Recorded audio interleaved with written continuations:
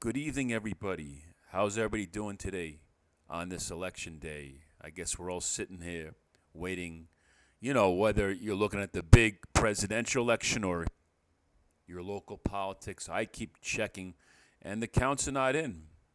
We don't know who won yet. So anyway, I was gonna do an episode anyway.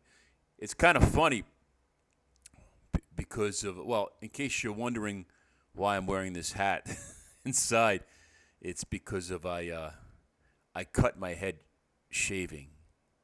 I shave my head with a plastic razor, and once in a while I nick myself, and I just wear the hat until the bleeding stops. But it's funny because of a you're not even.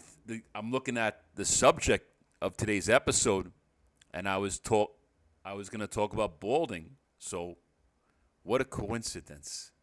I was just going to talk about how I watch these guys on TV, these men who are in the early phases of balding, and I was there one time too. You still have your full head of hair, but you got the big bald spots, and they're just fighting.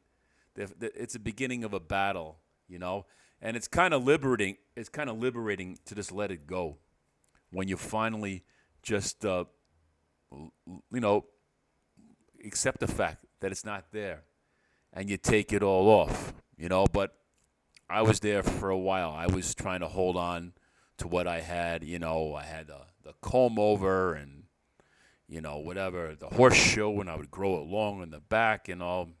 And who knows, I might do it again one day when it all turns white and the contrast is not so. But you see, ladies, you're not the only ones who are obsessed with your looks. Us men, we could be vain too. We care about our looks also. This is going to be a short episode. I don't have a lot of material really, but I just wanted to keep making my episodes. And I always say the best time to really work on a YouTube channel is when you have no subscribers, when no one's watching you. That's the time to practice and screw up and not be 100% professional. Because when everybody's watching you, that's when you have to be on the top of your game. Like, for example, one of the top podcaster in the United States, probably Joe Rogan. I remember I stumbled onto him on YouTube in 2012, and I was really into. I liked what he was talking about, and I don't think too many people. I mean, he had a decent amount of subscribers, but he wasn't the shit that he is today. I don't even think YouTube is his platform now. I remember Spotify becoming his platform around 2021, 2022. He's a different person than the person that I was listening to back in 2012. Back then, he would just have like these regular. It was like a man cave with all these comedians and nerds, and just guys are sitting around smoking weed, talking. I don't even think he smokes weed during this podcast anymore because he's in the company of J.D. Vance and for President Trump, and Elon Musk is a regular on his show. But if you saw Joe back in the day, he'd be wearing a knit cap just like this, high as a kite, and just talking about like some real deep stuff, some real deep, meaningful stuff about,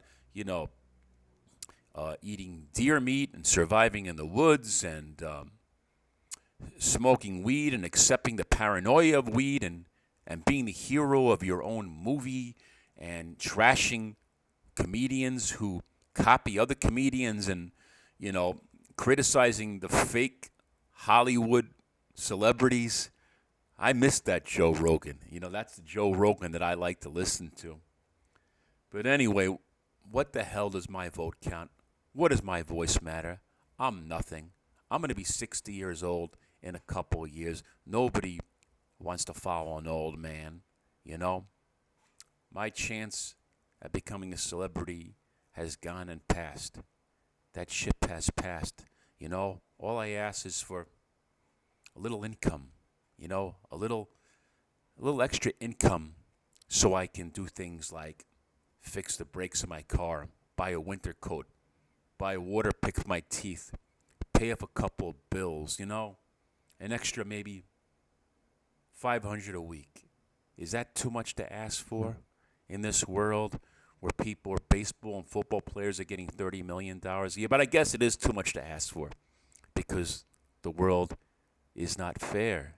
We all gravitate to celebrities. We all gravitate towards important people, and there's a big disparity, social disparity, economic disparity, physical attraction disparity, And it'd be nice if things were more even, but I guess that's part of the test. I am an introvert. I am. No matter how much I complain about being alone and being rejected by people and nobody calling me and not having, a significant other or a whole aunt, and no matter how much I complain about that, I find myself pushing people away. When I spend time with them on a regular basis, it's like I need to blame others than admit to the fact that, hey, I like to be alone.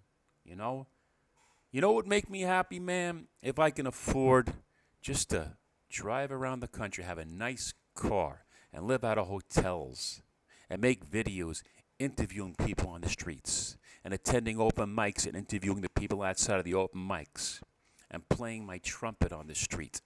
If I could afford to do that, I would be happy to do that. But I don't want to get into all my personal business. It just not in the cards right now. I guess I could become a truck driver, a tractor-trailer driver. They're always moving around. But I don't want the responsibility of that. When you drive a truck, you have a lot of responsibility. They drug test you regularly. The cops are always looking to give you tickets forever. You got to deal with people on the road. You got to deal with other truck drivers. It's a very hazardous. I'd have to put my mind into it 100%. And at this point in my life, I just don't know if I have the physical and mental energy to put into that. You know what I'm saying, guys? Anyway, yeah, this was a short episode. We didn't talk about much. If I'm lucky, I'll get one view. But you know what? It's all right because I feel better. And I didn't hurt anybody's feelings. Did I? Guys, thanks for tuning in. Now I got to figure out what we're going to label this episode. So maybe 2 people might watch. Happy Election Day, guys. Keep the peace.